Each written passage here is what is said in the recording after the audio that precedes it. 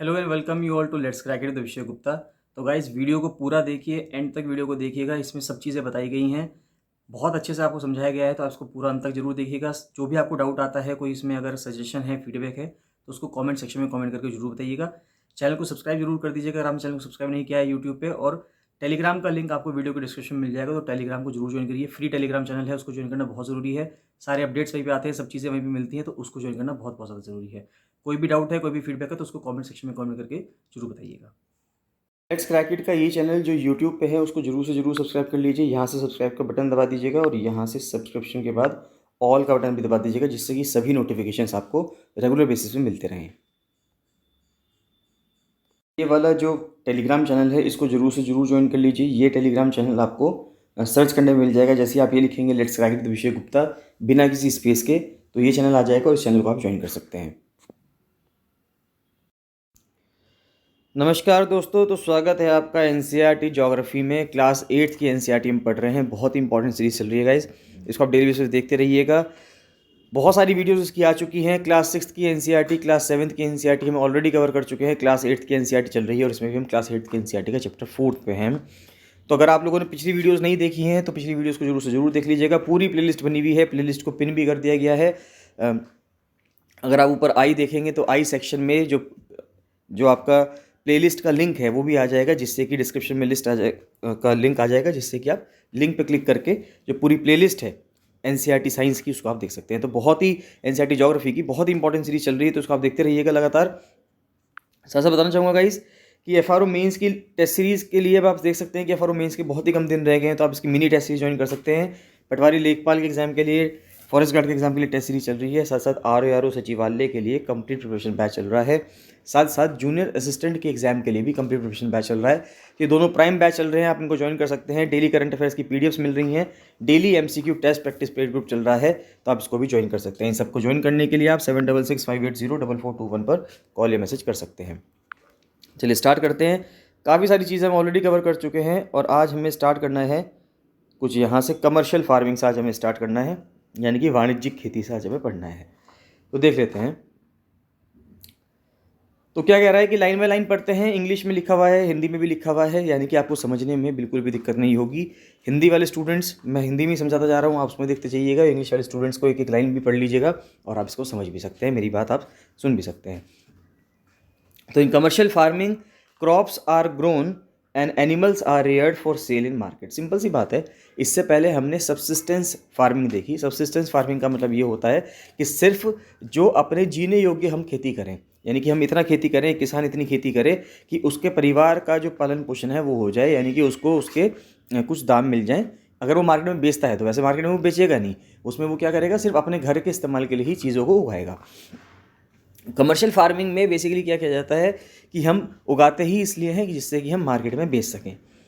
The area cultivated and the amount of capital used is large. तो ये simple सी बात है, यहाँ पे जो एरिया होगा वो भी बड़ा होगा, क्योंकि आपको खेती बड़े एरिया पे करनी है, और जो पैसा इसमें लगेगा, अमाउंट ऑफ कैपिटल जो लगेगा किसी किसान का, वो भी ज़्यादा लगेगा। Most of the work is done by machines, क्योंकि इतने बड़े बड़े फार्म होते हैं कि यहाँ पे मशीन्स के द्वारा काम किया जाता है। Commercial farming includes commercial grain farming, चाहे अनाज की खेती हो, चावल की खेती हो, बहुत बड़े स्केल पे। मिक्स्ड फार्मिंग भी होती है, यानी कि मिश्रित खेती भी होती है, जहाँ पे हम फल भी उगा सकते हैं, फूल भी उगा सकते हैं और कुछ अनाज वगैरह भी उगा सकते हैं। और प्लांटेशन एग्रीकल्चर भी होता है। प्लांटेशन एग्रीकल्चर में क्या होता है कि वहाँ पर एक मोनोटोनी होती है कि अगर एक पौधा उग रहा है तो वहाँ पे जितना भी बड़ा फार्म है वहाँ पे सिर्फ एक वो ही पौधा उगेगा, पूरी एक प्लांटेशन होगी उसी की। मान लेते हैं अगर जैसे रबड़ प्लांटेशन होती है, टी प्लांटेशन है, कॉफ़ी प्लांटेशन है, यानी कि अगर खेती कॉफ़ी की हो रही है किसी जगह पे, तो वहाँ पे सिर्फ और सिर्फ कॉफ़ी के बागान हैं और कुछ नहीं है। कहीं पे चाय की खेती हो रही है तो सिर्फ वहाँ पे चाय के बागान है, कुछ इस तरह से। Major areas where commercial grain farming is practised. अब देखिए कई बहुत ही प्रमुख क्षेत्र जहाँ पे ये जो वाणिज्यिक अनाज की खेती है ये प्रचलित है, वो कहाँ कहाँ पे है। जैसे कि जो टेम्परेट ग्रासलैंड्स हैं, जो समशीतोष्ण शीतोष्ण घास के मैदान है, कहाँ के, उत्तरी अमेरिका के, नॉर्थ अमेरिका के, जिसको कि हम प्रेरीज बोलते हैं, जैसे यूरोप के और एशिया के। These areas are sparsely populated. पहली बात तो यहाँ पे जनसंख्या बहुत कम रहती है, लोग बहुत कम रहते हैं, और बहुत बड़े बड़े फार्म्स यहाँ पे अवेलेबल हैं, with large farms spreading over hundreds of hectares. एक हेक्टेयर का मतलब होता है 10,000 मीटर स्क्वायर। तो 1 हेक्टेयर 10,000 मीटर स्क्वायर के बराबर होता है। और आप देख सकते हैं कि वो कह रहे हैं कई हेक्टेयर्स की ज़मीनों पे वहाँ पे खेती होती है, बहुत बड़े बड़े फार्म्स होते हैं। तो severe winters restrict the growing season and only a single crop can be grown. अब देखिए इंपॉर्टेंट बात ये है कि जितने भी एरियाज़ हैं ये बहुत ठंडे इलाकों में पड़ते हैं, तो जब यहाँ पे बहुत ठंड पड़ती है तो ठंड में ज़्यादा क्रॉप्स उग नहीं पाती, इसलिए कि वहाँ पे साल में अगर हम देखें एक ही क्रॉप वहाँ पे पॉसिबल है। जैसे कि हम भारत में देखें, भारत में जो ट्रॉपिकल एरिया है यहाँ पे हम एक साल के अंदर 2 फसलें, कभी कभी 3 फसलें भी ले लेते हैं, 2 से 3 फसलें उतार लेते हैं हम एक साल के अंदर। इन ठंडे इलाकों में हम ज़्यादा से ज़्यादा एक ही फसल कर पाते हैं। मिक्स्ड फार्मिंग में land is use for growing food and fodder for crops and rearing life stock. अब देखिए मिक्स्ड फार्मिंग में क्या होता है कि हम जो फूड उगाते हैं, यानी कि कुछ खाना उगाते हैं, फॉडर उगाते हैं, यानी कि चारा उगाते हैं, तो हम खाना भी उगा सकते हैं, चारा भी उगा सकते हैं, इंसानों के लिए भी और जानवरों के लिए भी। इट इज़ प्रैक्टिस, अभी कहाँ कहाँ चीज़ें प्रैक्टिस की जाती है, ये यूरोप में की जाती है, यूएसए के जो पूर्वी भाग है, ईस्टर्न भाग है, वहाँ की जाती है, अर्जेंटीना साउथ अमेरिका में चले गए, यानी कि हम ऑस्ट्रेलिया में आ गए, न्यूजीलैंड है, साउथ अफ्रीका है, कई कई जगहों पे ये सब चीज़ें की जाती हैं मिक्स्ड फार्मिंग। प्लांटेशन क्या है देखते हैं। तो plantation are a type of commercial farming जहाँ पे सिंगल क्रॉप यानी कि एक ही फसल होगी, वो ही उगाई जाएगी पूरे खेत में, पूरे फील्ड में, चाहे वो चाय की हो, कॉफ़ी की हो, गन्ने की हो, काजू है, रबड़ है, केले की है या कपास की है। Large amount of labour and capital R required, यहाँ पे बहुत ज़्यादा अमाउंट में आपको लेबर भी चाहिए होती है और पैसा भी चाहिए होता है प्लांटेशन एग्रीकल्चर के लिए। The produce may be processed on the farm itself और in the nearby factories. और यहाँ से जो प्रोडक्ट्स निकलते हैं, यहाँ से मान लेते हैं कहीं पे काजू की खेती हो रही है, चावल की खेती हो रही है, या मान लेते हैं चाय की खेती हो रही है, तो जहाँ पे चाय की खेती हो रही है तो वहाँ पे या तो वो चाय की पत्तियाँ आसपास जो कोई फैक्ट्री लगी होगी या तो वहाँ पे प्रोसेस होगी जाके, या उस वहीं पे फील्ड में ही जिसका वो फील्ड है वहाँ पे हो सकता है उसने कोई एक ऐसा छोटा उद्योग भी लगा रखा हो कि जहाँ पे उन पत्तियों को प्रोसेस कर सकता हो। The development of a transport network is दस असेंशियल फॉर सच फार्मिंग। तो जो डेवलपमेंट है ट्रांसपोर्ट नेटवर्क का, यानी कि ट्रांसपोर्टेशन सिस्टम वहाँ पे बहुत अच्छा होना चाहिए। अगर ट्रांसपोर्टेशन सिस्टम अच्छा होगा तो वहाँ पे खेती जो है बहुत आसान हो जाएगी, और खेती करने के बाद जो आपका उत्पाद होगा वो बहुत इजीली आपके उन सेंटर्स पे पहुँच पाएगा जहाँ पे सेंटर्स पे जाके उनको हमें सेल करना है।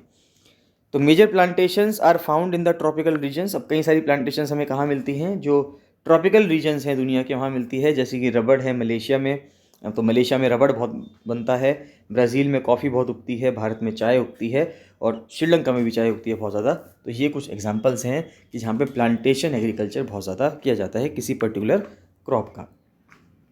तो प्रमुख फसलें कौन सी हैं, मेजर क्रॉप्स कौन सी हैं अगर हम देखें, तो a large variety of crops are grown to meet the requirement of the growing population.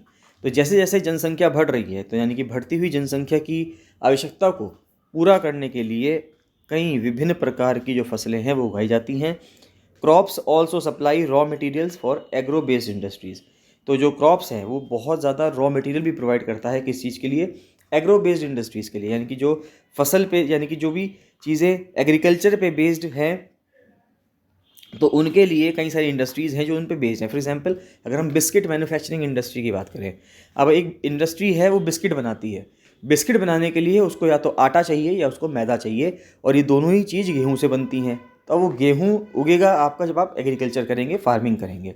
तो यानी कि बिस्किट इंडस्ट्री जितनी भी अलग अलग कंपनीज बिस्किट बना रही हैं, चाहे वो क्रीम फिल्ड बिस्किट बनाएगी जिसमें क्रीम लगी होती है, चाहे सिंपल बिस्किट बनाए, कैसी भी बिस्किट बनाए, बिस्किट के लिए जो प्राइम इंग्रेडिएंट है कि भाई ये तो हमारे पास होना ही चाहिए, वो क्या है, वो हमारे पास मैदा है या आटा है।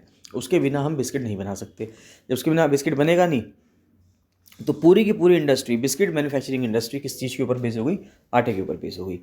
तो मेजर फूड क्रॉप्स क्या है, गेहूँ है, चावल है, मक्का है, मिलेट्स हैं यानी मोटे अनाज हैं। तो jute and cotton are fibre crops. और यहाँ पे और चीज़ ध्यान रखनी है आपको कि जूट और कॉटन फाइबर क्रॉप्स हैं। ये बहुत इंपॉर्टेंट है कि हम प्लास्टिक्स को यूज़ ना करके, आर्टिफिशियल जो पॉलीमर्स हैं, हम पॉलीमर्स को इस्तेमाल ना करके हम क्या करें, नेचुरल जो चीज़ें हमें मिलती हैं, प्राकृतिक मिलती हैं, जैसे कि जूट मिलता है और कॉटन मिलता है, तो हम उसका इस्तेमाल करें। इंपॉर्टेंट जो पीने वाली क्रॉप्स हैं, बीवरेजेस क्रॉप्स हैं, जैसे कि टी और कॉफ़ी। तो चावल को देख लेते हैं। तो राइस अपने आप में मेजर फूड क्रॉप है। पूरी दुनिया में अगर हम देखें सबसे ज़्यादा जो खाया जाता है अमाउंट में, वो चावल खाया जाता है। It is the staple diet of the tropical and सब ट्रॉपिकल रीजन्स। तो जो ट्रॉपिकल क्षेत्र हैं जहाँ पे जो ट्रॉपिक्स के अंडर आते हैं और जो सब ट्रॉपिकल क्षेत्र है। अब देखिए ट्रॉपिकल क्षेत्र कौन से हुए, जो ट्रॉपिकल क्षेत्र वो हुए जो ऊपर कर्क रेखा है और नीचे मकर रेखा है धरती पे। धरती पे अगर ऊपर कर्क रेखा और नीचे मकर रेखा है तो इनके बीच का जो क्षेत्र है वो ट्रॉपिकल क्षेत्र होता है, यानी कि 23.5 डिग्री नॉर्थ से लेके 23.5 डिग्री साउथ तक के बीच का जो एरिया है वो ट्रॉपिकल एरिया होता है। और इसके ऊपर जो होगा वो सब ट्रॉपिकल, उसके नीचे जो होगा वो भी सब ट्रॉपिकल। तो ट्रॉपिकल क्षेत्र हो चाहे सब ट्रॉपिकल क्षेत्र हो, वहाँ पे चावल जो एक प्रमुख फसल है, लोगों के द्वारा उगाई भी बहुत ज़्यादा जाती है और खाई भी बहुत ज़्यादा जाती है। राइस नीड्स हाई टेम्परेचर, चावल को उगने के लिए ज़्यादा टेम्परेचर चाहिए, इसलिए हम देखेंगे कि भारत में चावल उगाने का जो सीज़न है उत्तर भारत में वो जून जुलाई के महीने से लेके अगस्त सितंबर या अक्टूबर के महीने तक है, क्योंकि जून जुलाई में यहाँ पे तापमान भी अच्छा रहता है और पानी भी बहुत चाहिए चावल की खेती को, तो बारिश भी अच्छी होती है। तो rice needs high temperature, high humidity, humidity भी हाई चाहिए उसको और बारिश भी बहुत ज़्यादा चाहिए। It grows best in alluvial clayey soil, तो जो एलुवियल सॉइल होती है उसकी जो क्लेई होती है, यानी कि जो क्ले मिट्टी वाली जो सॉइल होती है वहाँ पे सबसे ज़्यादा अच्छे से उग पाती है, यानी कि जलोढ़ चिकनी मिट्टी अगर हम कहें बेसिकली हिंदी में, जलोढ़ चिकनी मिट्टी में सबसे अच्छा उगता है। विच कैन रिटेन वाटर, जो पानी को वहाँ पे रिटेन कर सकता है, पानी को रोक सकता है, बरकरार रख सकता है, तो वहाँ पर ये खेती अच्छे से होती है। चाइना जो है वो प्रोडक्शन में लीड करता है चावल का, यानी कि चावल सबसे ज़्यादा जो प्रोडक्शन है चाइना के अंदर हो रहा है, फिर भारत में होता है, जापान में हो रहा है, श्रीलंका में हो रहा है और इजिप्ट में भी हो रहा है। In favourable climatic conditions as in West Bengal in Bangladesh 2 to 3 crops are grown in a year. तो फेवरेबल क्लाइमेटिक कंडीशंस के हिसाब से देखें तो चाहे वो वेस्ट बंगाल हो और चाहे वो बांग्लादेश हो, हालांकि वेस्ट बंगाल और बांग्लादेश अब अलग अलग कर दिए गए हैं, पहले हम देखते थे जब भारत आज़ाद नहीं हुआ था तब ये पूरा एक हिस्सा हुआ करता था। तो यहाँ पे चावल की खेती 2 से 3 बार भी उगाई जा सकती है, यानी कि यहाँ पे ये 2 से 3 बार भी फसल उगा देते हैं एक साल के अंदर, क्योंकि ये जो एरिया है बांग्लादेश का एरिया या वेस्ट बंगाल का एरिया बहुत ज़्यादा फेवरेबल है चावल की खेती के लिए। गेहूं की बात अब हम करते हैं, तो वीट रिक्वायर्स मॉडरेट टेम्परेचर। अब देखिए गेहूं जो है वो वीट को क्या चाहिए, वो मॉडरेट टेम्परेचर चाहिए, ना तो ज़्यादा गर्मी चाहिए ना ज़्यादा सर्दी चाहिए। इसलिए अगर हम देखें उत्तर भारत के अंदर इसको रबी फसल की तरह उगाया जाता है और नवंबर दिसंबर के महीने से फरवरी मार्च तक के महीने तक ये फसल चलती है। एंड रेनफॉल मॉडरेट रेनफॉल चाहिए, यानी कि बहुत ज़्यादा बारिश की ज़रूरत भी नहीं है इसको, यानी कि बहुत ज़्यादा पानी की ज़रूरत भी नहीं है। During growing season and bright sunshine at the time of harvest, यानी कि जिस टाइम पे इसको आप उगा रहे हैं उस टाइम पे तो ये एक मॉडरेट टेम्परेचर चाहिए, यानी कि हल्का ठंडा वाला टेम्परेचर चाहिए। और जब ये इसको फसल को काटने का समय आता है तब बहुत अच्छी आपको ब्राइट सनशाइन चाहिए, यानी कि जो सूरज की रोशनी है वो बहुत अच्छी होनी चाहिए। जो फरवरी और मार्च का बेसिकली अगर मैं महीना कहें तो मार्च और अप्रैल के महीने में बहुत अच्छी हमें धूप मिलती है भारत के अंदर, तो बहुत अच्छे से फसल ये उग जाती है।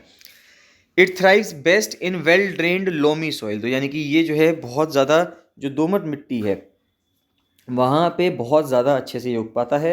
वीट को बहुत ज़्यादा मात्रा में उगाया जाता है यूएसए में, कनाडा में, अर्जेंटीना में, रशिया में, यूक्रेन में, ऑस्ट्रेलिया में और भारत में। भारत में ये फसल सर्दियों में उगाई जाती है। सर्दियाँ बेसिकली उत्तर भारत के लिए सर्दियाँ होती हैं, दक्षिण भारत में सर्दियों जैसा गर्मियों जैसा कोई मौसम नहीं होता, वहाँ पे लगभग मौसम एक जैसा सा रहता है। मिलेट्स की बात करें तो इनको हम मोटे अनाज या कोर्स ग्रेन्स भी कहते हैं and can be grown on less fertile and Sandy soils. अब इंपॉर्टेंट चीज़ क्या है कि ये लेस फर्टाइल सॉइल, यानी कि जो मिट्टी इतनी ज़्यादा उपजाऊ नहीं है, रेतीली मिट्टी है वहाँ पर भी उग जाते हैं, यानी कि राजस्थान और गुजरात की जो ज़मीन है वहाँ पर भी अच्छे से उग जाता है। अब इम्पॉर्टेंट बात यह है कि आज कल प्रेजेंट सरकमस्टेंसेस को देखते हुए, 21वीं शताब्दी को देखते हुए 2022 में, अब 2022 ख़त्म ही होने वाला है, 2023 प्रारंभ होगा, तो हमें ये समझना होगा कि हमारी जो फूड हैबिट्स हैं, यानी कि हम किस तरह से खाना खाते हैं, तो हम बेसिकली 2 फसलों में बहुत ज़्यादा डिपेंडेंट हैं। एक तो है चावल की यानी कि राइस की, एक है गेहूं की यानी कि वीट की। इन दोनों फसलों में पानी का कंजम्पशन बहुत ज़्यादा है, पानी की जो उपयोगिता है वो बहुत ज़्यादा है। अब इतनी ज़्यादा पॉपुलेशन जो बढ़ती जा रही है, पॉपुलेशन है अब दुनिया में 800 साढ़े 800 करोड़ लोग हैं, इतनी पॉपुलेशन की नीड को पूरा करने के लिए हमको, अगर हम पूरी दुनिया की बात करें, भारत की भी बात करें तो भारत में हम 140-145 करोड़ लोग हो रहे हैं, तो इतनी जनसंख्या को केटर करने के लिए सरकार का कहना ये है, WHO का कहना ये है, यूनाइटेड नेशंस का कहना ये है और जितने भी बुद्धिजीवी लोग हैं उन सबका कहना ये है, इंटेलेक्चुअल्स का कहना ये है कि हम लोग वीट पे और राइस पे अपनी डिपेंडेंस को आधा करें या कम करना शुरू कर दें, और कोर्स ग्रेन्स पे अपनी डिपेंडेंस बढ़ानी शुरू करें। क्योंकि कोर्स ग्रेन्स को, मिलेट्स को, जिसमें से कि रागी आती है, ज्वार है, बाजरा है, इनको सुपर फूड्स कहा जा रहा है। सुपर फूड्स इसलिए कहा जा रहा है क्योंकि इनमें जो फाइबर की मात्रा है, मिनरल्स की मात्रा है, वो ज़्यादा है। यानी कि अगर आपका पेट आपका 3 रोटी या 2.5 रोटी खाने से भरेगा गेहूं की रोटी से, अगर आप बाजरा की रोटी खाएंगे तो 1 रोटी से ही आपका पूरा पेट भर जाएगा, क्योंकि उसमें फाइबर की मात्रा कितनी ज़्यादा है, यानी क्वांटिटी कम लगी और जो हमारी भूख थी वो भी जल्दी ख़त्म हो गई। तो यानी कि कोर्स ग्रेन्स जो हैं ये अपने आप में क्या हुए, ये अपने आप में एक तरह से सुपर फूड हुए। तो यहाँ पे ये चीज़ कही जा रही है। तो it is Hardy crop that needs low rainfall, एक बहुत ही मजबूत क्रॉप है, ये कठोर फसल है जिसमें बारिश की इतनी ज़्यादा रिक्वायरमेंट नहीं होती, बहुत कम बारिश चाहिए। High to moderate temperature high चाहिए, जो कि राजस्थान में रहता भी है, और एडिक्वेट रेनफॉल। जैसे कि ज्वार है, बाजरा है, रागी है, ये भारत में उगाई जाती हैं। दूसरे देश हैं जैसे कि नाइजीरिया, चाइना, नाइजर, यानी कि अफ्रीकन कंट्रीज़, जहाँ पे बारिश मान लेते हैं कहीं पे कम हो रही है किन्हीं एरियाज़ में, तो या टेम्परेचर बहुत ज़्यादा है वहाँ पे, तो वहाँ पे ये उगाया जाता है। मक्के की फसल के अगर हम बारे में बात करें तो वहाँ पे मॉडरेट टेम्परेचर चाहिए, बारिश ठीक ठाक चाहिए, लेकिन धूप काफ़ी अच्छी चाहिए। इसको वेल ड्रेन्ड फर्टाइल सॉइल की, यानी कि जो एक उपजाऊ मिट्टी है उसकी इसको ज़रूरत होती है। मेज़ is grown in north America. अब ये जो मक्के की फसल है कहाँ कहाँ उगती है? मक्के की फसल उत्तरी अमेरिका में उगती है, ब्राज़ील में उगती है, चाइना में, रशिया, कनाडा, भारत और Mexico. Maize is also known as corn. अब देखिए, मेज़ कहते हैं या कॉर्न कहते हैं, बात एक ही है। कई सारी कलरफुल वैरायटीज़ आती हैं मेज़ की पूरी दुनिया भर में। हम नॉर्मली जो हम खाते हैं, हम मक्का खाते हैं, और आजकल स्वीट कॉर्न का जो फैशन चल रहा है, स्वीट कॉर्न भी चलता है काफ़ी जगहों पे।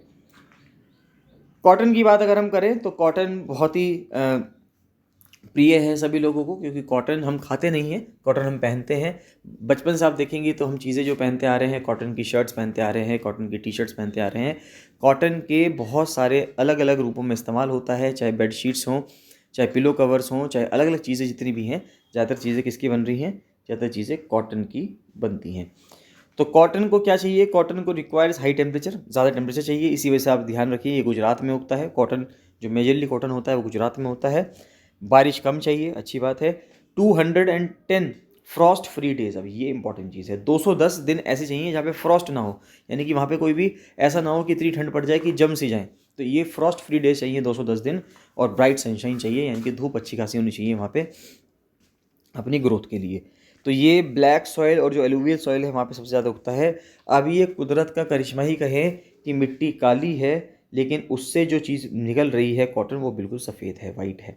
तो ये कुदरत का कुछ करिश्मा ही है, ये हम कह सकते हैं प्रकृति का, हम कह सकते हैं कि प्रकृति की एक खासियत है कि वो दिखती कैसी है और उसके अंदर से चीज़ें निकलती अजीब हैं या निकलती अलग हैं। तो चाइना है, USA, Bharat, Pakistan, Brazil, Egypt, ये सब लीडिंग प्रोड्यूसर्स हैं कॉटन के। यहाँ इन सब जगहों से कॉटन बहुत ज़्यादा मात्रा में उगता है।